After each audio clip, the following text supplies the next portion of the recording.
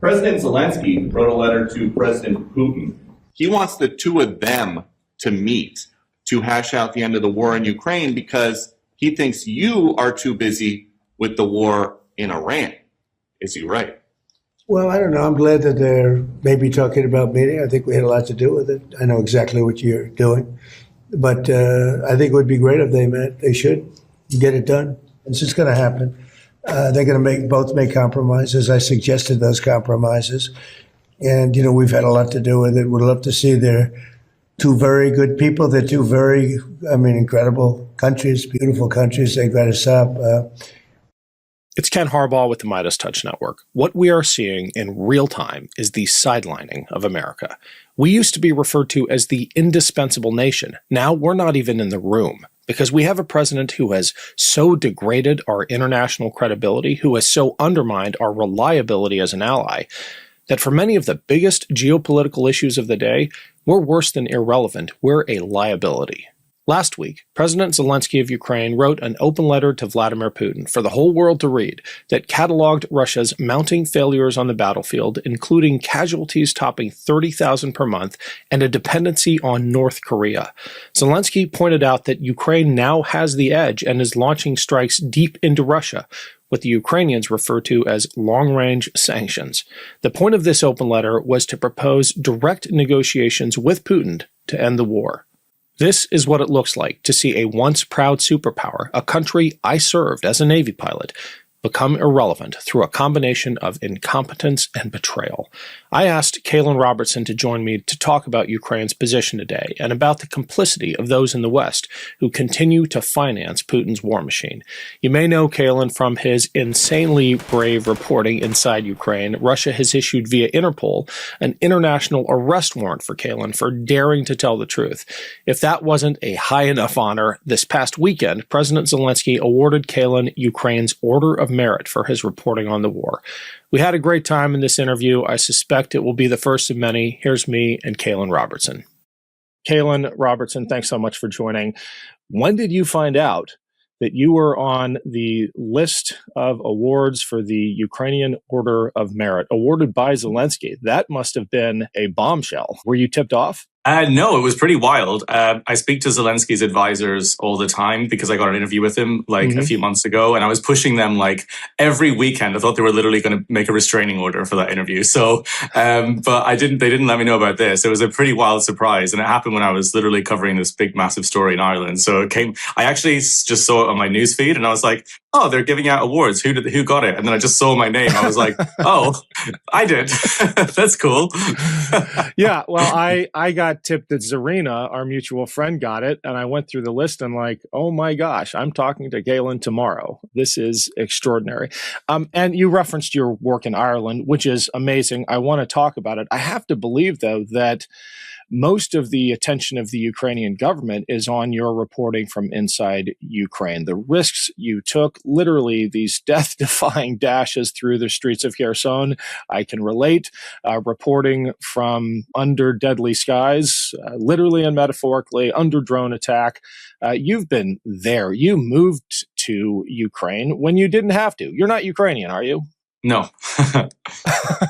You don't sound Ukrainian. You sound very, very Irish. What motivated you to move to Ukraine and make this your cause?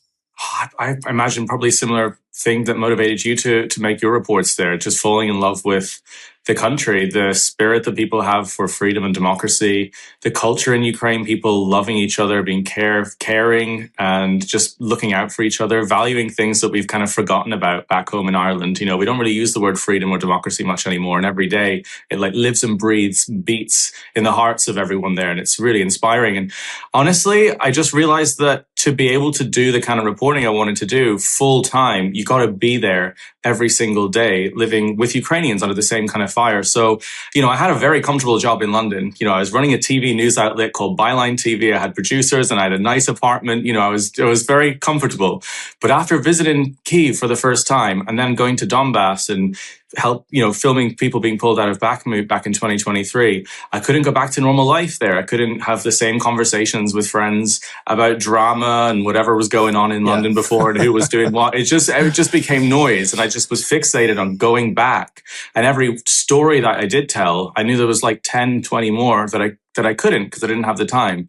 So I just sold my shares, put everything in a bag, and then moved there with no plan, just started a YouTube channel a year and a half ago. Just thought, if you tell the truth and you just put it out there, hopefully people will see the same thing that I'm seeing and hopefully they'll care the same way. And I guess that started to happen, which is kind of wild, you know? You've had a couple viral moments that have really propelled your reporting and your YouTube channel, but there should be a psychological term for this. Was there a personal viral moment where you really got captivated personally by the story? Maybe one that didn't blow up online, but was there a conversation with the Ukrainian that you had that made you realize this has to be what I do for the next few years at least?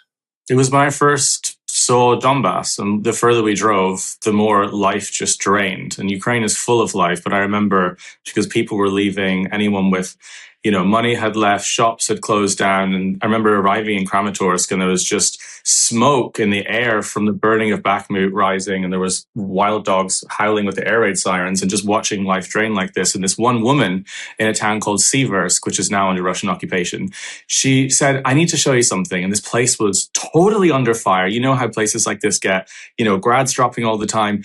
And she pulled apart some leaves in the town square, which was really, really bombed. And it showed a tiny flower that had just started to blossom. And she was fixated on this flower and she didn't flinch when the bombs were going off. And I was trying to film it with my hand shaking with the explosions going off. And I was like, okay. And it was kind of her obsession with one day when this is over, this place will be full of flowers and the trees that can have shade for the future generations to live under peace. And it was just biblical and amazing and it was that moment looking at that seed and that flower. I was like, This is a place I feel like I never want to leave. It's amazing. I'm sure you've seen a million other moments just like this, you know? I have. That's beautiful. And it's a testament to the heart that you put into your reporting. My moment was Bucha, and not as uplifting as yours. I need to, I think, try harder to find those moments in Ukraine. They certainly exist, and I've experienced them. But interviewing the head pediatrician in Bucha was that turning point for me. Hey everyone, quick break to say thank you. My last trip to Ukraine was made possible by those of you who signed up for my Substack page. There's a free option too, but the paid subs, which help cover my trips, start at just $8 a month, which actually goes a lot farther than you might think given how cheap it is to sleep in a trench. I'll be going back, and I'll also be posting frequent updates from the front until then. And we've got the Meidas Defense Weekly Substack Live on Wednesdays at 11 a.m. Check that out, and if you haven't yet, please subscribe to the Ken Harbaugh Show Substack channel. Your support is what makes all this possible. Back to the show. I want to ask you about your reporting from Ireland, because this is a little bit of a departure from your on-the-ground war correspondent reporting inside Ukraine. In many ways, it is even more important, though, because you are reporting on the financing of the Russian war machine. I won't put words into your mouth, but what's the story that you're chasing? The story is that Russia's war isn't just in the trenches or with tanks. It's supply chains, it's ports, it's ships, and it reaches to Ireland. Ireland is a place I imagine I would only ever go to for peace, respite, maybe like an uncomfortable conversation with an elderly relative about my life choices, but not this kind of stuff. And that is what I found. And there's a refinery that's Russian owned still 4.5 years into the full scale invasion. It's sending hundreds of millions of euros of a white powder called alumina, which is then made into aluminum used in modern warfare in Russia. And these ships leave 14 times a month, full of it, down the Shannon in the sleepy west coast of Ireland, directly to St. Petersburg. And I watch those ships sail every couple of days. And this has been going on and on and on with minimal outrage. And I wanted to investigate it. So I arrived in the town and started showing that there were signs in Russian everywhere. This has had millions of views because a lot of reporters haven't covered this in Ireland. And it was so blatant. And I said, well, the signs are obviously in Russian, actually, because the politicians are happy to hide this for them. And I'd spoken endlessly to politicians and tried to get further interviews, and no one really wanted to talk about it. So they were pretty much covering up for this because there's a lot of money to be made in that. And honestly, these reports have now had about 8 million views altogether, like twice the population of Southern Ireland, showing local politicians saying that they'd only sanction it if it was happening with other countries like Israel and not, sort of sanctions hypocrisy. And other politicians just flat out refusing to acknowledge that it's a problem and shrugging when I said, do you think it's a bit weird that there are signs in Russian there, and there? We're in bloody West Ireland, for God's sake. And they would say, oh, I guess that is a bit weird. I don't know. I haven't been down there. It's like the major employer. So it was a really weird situation. And then it got very dark. In the last sort of 48 hours, I was getting a huge amounts of threats from people trying to find me. I've been screenshotting this. The Airbnb host that I was staying in had messaged me just after I checked out and said, he's a well-known Airbnb host. People have been calling and asking if I'm staying there. Really dark, weird stuff. Yeah. Because there's a lot of things that people want to cover. People want to cover this up. So it's been dramatic, and it's like the opposite of what you'd expect in like peaceful, neutral Ireland, right? Is this kind of stuff. So it's depressing and really horrible. But as an Irish person, I wanted to go home and show this, even though it's really difficult and uncomfortable, like right on your doorstep. I want to show people how Russia cannot fight this war alone. It needs allies and it needs help, and Ireland is helping them right now. And that needs to be talked about, despite how difficult it is, I've seen some of those screenshots of the harassment. We'll put some of those clips up here. It feels like a Russian op. I mean, this doesn't feel like it's coming predominantly from your countrymen. It has all of the hallmarks of a Russian op. Does that sound right to you? Some of it, but some of it is also genuinely people that are just making a lot of money from this. And there is a huge portion of the Irish population that is pro-Russia, pro-communist, anti-NATO. And they just like Russia. A lot of the locations of the accounts that were talking to me and sending me this abuse were based in Ireland. So I'd say it's 50-50. But it is obviously Russia excel at this.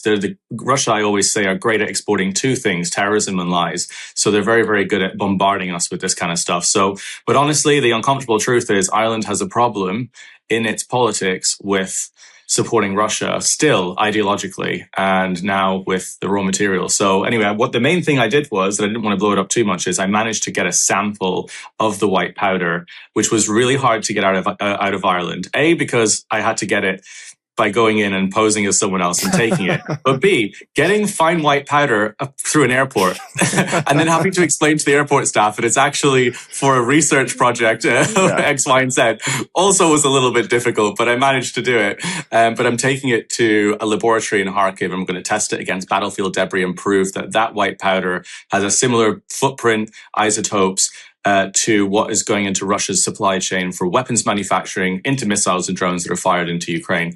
And if that's a match, it proves the link, sanctions can be put in place. That's the key. So the investigation continues in that form now. That's brilliant. I'm looking forward to the results of that. The politicians that you have cornered on this, who say that there is no link to the weapons supply chain, are they in denial or are they lying? Both, 50-50. The politicians in Ireland are pretty corrupt who are associated with this. To flat out say in Parliament, A, there's no link to Russia's war machine, but the same politician said there's no link to the Russian Empire at all. What's going on here? Which is without evidence. The politicians in Ireland have no proof where that stuff is ending up, unless they're just taking Russia's word for it. Russia's been telling them it's going to stepladders, hundreds of thousands of stepladders every week. Russians must be desperate to get up on a high shelf or whatever. But so I would say that they're financially benefiting. I'm not going to name specific names, but there is a rot that has set in. You could honestly feel it. When you're talking to someone, this as a journalist as well, you can kind of see behind someone's eyes if they've got something to hide, if they've got something a little bit shady going on. And I could feel that as well. I used to work with some people in the right wing when I was very young 10 years ago, and I could see that as well with a lot of these people that are making money from things and people that are being disingenuous. I could feel it from them, sort of spider senses tingling. And that's what I could feel from all these politicians in the local area that have been covering up this nonsense, Is shame still a force in Irish politics? Because I have come around to the view that Donald Trump's biggest political innovation, his most successful political innovation, and you were tangentially connected to this at one point. If you want to talk about it, feel free. But his invention was the abolition of shame. The idea that you don't need to apologize for things, that you just double down. And the right-wing media ecosystem in our country picked that up and ran with it. And now you have an entire Republican Party that does not respond to the same pressures of naming and shaming that our political system counts on. Can Irish politicians still be shamed? Is this something that might work yet in Ireland? You know, it's a really good point. And I think Trump actually is copying what happened in the Soviet Union, which is hyper-normalization. When the Russians became used to endless corruption and scandals, it was hyper-normalized. You know, Adam Curtis did a great film on this. And every single time there was a huge scandal that broke or a huge piece of corruption, people just shrugged and moved on. That's where the Russian attitude of indifference came from.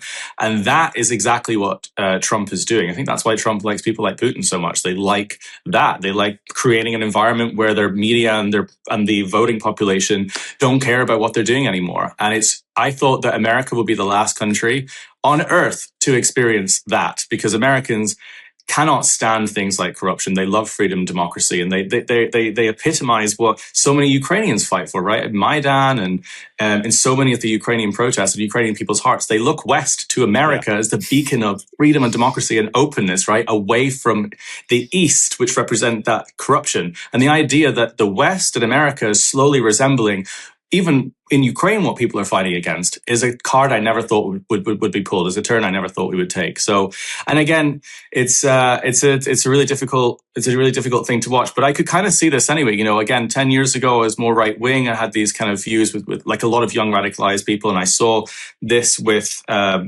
people inside the MAGA world. I think they heavily relied on creating an environment of normalization of what they were doing, and dressing everything up in suits and making everything seem really polished, so that you could create a sterile version of something that was actually extremely dangerous. Yeah. And that's one of the things I've been exposing and talking about, you know, for years. And Ireland are in exactly the same boat. Ireland's a small country and it's easily bought. And I know that's hard to listen to if you're Irish, but it's the truth. And unfortunately, we've got to listen to difficult stuff every now and then, you know? How do you make the case to people in Ireland whose livelihoods depend on, to use your phrase, on their country being bought? I mean, this is a tough balance to strike. It's a tough calculation to make if your job, if your livelihood depends on one of these corrupt pipelines to Russia's war machine. Maybe that's not your problem, but surely you think about it. It's a huge problem, and it's something I've addressed directly in this report, and I'm really glad you brought it up, because I want those workers at that refinery to have jobs for life, and that means they don't need, and for that to happen, it means that the biggest threat to their jobs is Russia, is the fact that Russia are the owners and buyers of their product. Right now, there is a shortage because of the Strait of Hormuz crisis, what's happening in Iran, of alumina around the world, especially in Europe. There are a lot of customers and there are a lot of potential buyers for that plant. What I'm asking is, why isn't it diversified, nationalized? Why aren't the ships going anywhere else other than Russia? And that would secure those people's jobs. That would secure the workers' jobs. It means that there would no longer be a scandal around it. So no one's asking for the refinery to be shut down. I have never advocated for that. What I'm saying is, it just doesn't need to go to Russia. Those ships could literally go anywhere else, and there wouldn't be people upset about this. So I'm glad you asked that, because again, I've not been asking for people to, you know, be unemployed, or that's what no one's saying. I think that's a distraction. There's a lot of people posing as workers as well, I think, pretending that this is putting their livelihood at risk, who are Russian bots, you know. But, you know, two of the workers that I spoke to in this film, one of them off the record, said, someone say their name, that the biggest threat is the Russians. They were like, we're kind of glad that you're doing this, because if you can push things in the right direction, then we don't have to worry about this as much. So even the workers themselves are saying this, you know. That was part one of my conversation with Caolan Robertson. We'll air part two on Wednesday, because tomorrow's our regular weekly installment of Meidas Defense. But I thought I'd leave you with this exchange between President Zelensky and Sky News about that open letter to Vladimir Putin. By this point, I don't think we need any more evidence of what an extraordinary leader and communicator Zelensky is. But here you go. See you back here Wednesday for part two of my conversation with Caolan Robertson. You sent him a letter asking to meet. It was quite a cheeky letter. He described it as rude. You referenced his age, for example, the number of years he's been in power. You said you've been in power for 26 years. And you didn't read first version. The first version was ruder? Do you want to share with us what your... No. Want to stay plugged in? Become a subscriber to our Substack at MeidasPlus.com. You'll get daily recaps from Ron Filipkowski, ad-free episodes of our podcast, and more exclusive content only available at MeidasPlus.com.